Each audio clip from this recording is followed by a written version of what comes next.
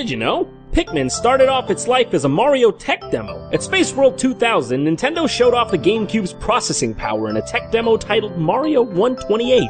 The demo had 128 Marios walking around on a warpable platform. They could be seen dismantling a giant Mario sprite and carrying the individual blocks with them. The main point of the demo was to show off the large amount of characters that all had artificial intelligence, as such a feat was not possible on the N64. At the 2007 Game Developers Conference, Shigeru Miyamoto confirmed that the demo's large amount of AI-enabled characters formed the basis for Pikmin. He also mentioned that the warpable platform in the demo influenced the freeform gravity-based level design in Super Mario Galaxy.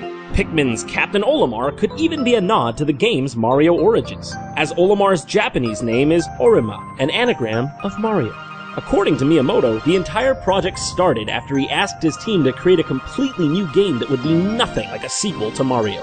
In Pikmin's early stages, it was a very different game. It was going to start with two creatures that took on the role of primitive man, and the game was called Adam and Eve. The player took on a godlike role, watching and influencing their lives. You could give them love or make them fight, and depending on your actions, it could lead to them making a nest and having children. The creatures' populations could even grow to form villages. The enemy Bulborbs in Pikmin are a relic to this stage in development. They played a similar role to that of a mammoth, and would cause trouble for the primitive inhabitants by attacking their village. Although there was an idea for seeing how many creatures could survive to be the game's goal, the developers began to question the game's theme and wondered what exactly the goal of the game would be. A change in development was driven by the desire to control a large group of characters with the newly developed GameCube C-Stick. This desire then sparked the idea of grabbing and throwing the characters around the screen. After about 18 months of development, the idea of Pikmin and the game's scale were decided. Previously, the developers had even considered making the Pikmin as big as cats, and there was no player character on screen. The new direction that formed the basis for the final game was partly chosen after the developers saw Pikmin working together to carry an object to a goal. The Pikmin were originally black, ant-like, and consisted of different sizes to distinguish amongst them. The difference in size was swapped out for a difference in color, with definable features, as Miyamoto didn't like the earlier dull designs. Some other unused ideas were managing tired Pikmin, separating individual favorite Pikmin for battles, and individual Pikmin having a life bar.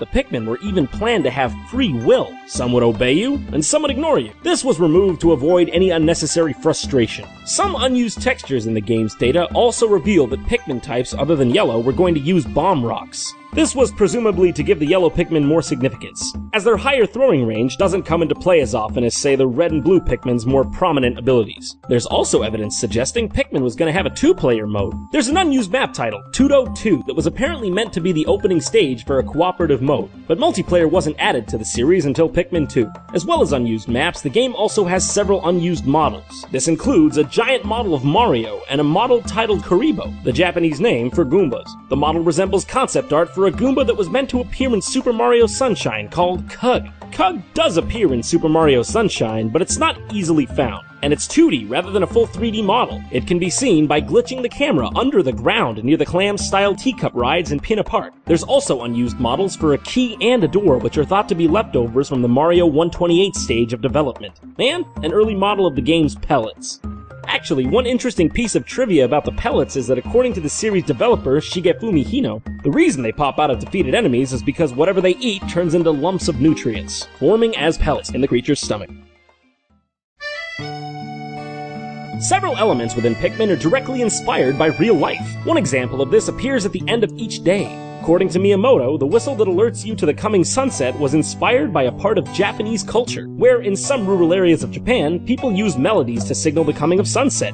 The whistle, in fact, had other inspirations. Miyamoto wanted to give the feel of a teacher rounding up students for when Olimar rounds up his Pikmin. He thought the sound would be universal and understood in all regions. Nintendo also had a unique marketing approach for Pikmin. They actually cultivated their own breed of flower. Nintendo reached an agreement with S&G Flowers USA to make the flowers available to the public. They took a species named Sutera cordata and bred it to more closely resemble the flowers of a yellow Pikmin. This new breed was dubbed Bacopa cabana and received the official name, the Pikmin flower. The flower became available almost half a year after the game's North American release. Pikmin also had some interesting marketing in Japan. A song called Ai no Uta was featured in commercials for the game. The song was specifically made for Pikmin, but wasn't featured in the game itself. It released as a CD single in December 2001, and stayed in the Japanese top 10 singles chart for several weeks. The song became popular and, interestingly, outsold Pikmin itself in Japan. The track sold over 630,000 copies, whereas Pikmin only managed to sell around 500,000 copies. Ai no Uta was also put in Pikmin 2 in the form of an Easter egg. If you gather 20 of each type of Pikmin and put them in one spot,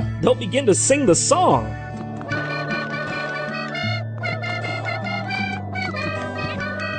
That's all for today, but don't forget to subscribe to us on YouTube, follow us on Facebook and Twitter, and make sure you also check out DidYouKnowGaming.com, where we post gaming trivia every single day. If you like this video, check out our other videos. And by our, I mean them.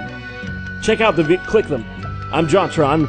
Come check out my top 10, because Shane told me to put that one. If you want to check out one of my videos that actually isn't sucky, you go to a different channel. Okay, bye.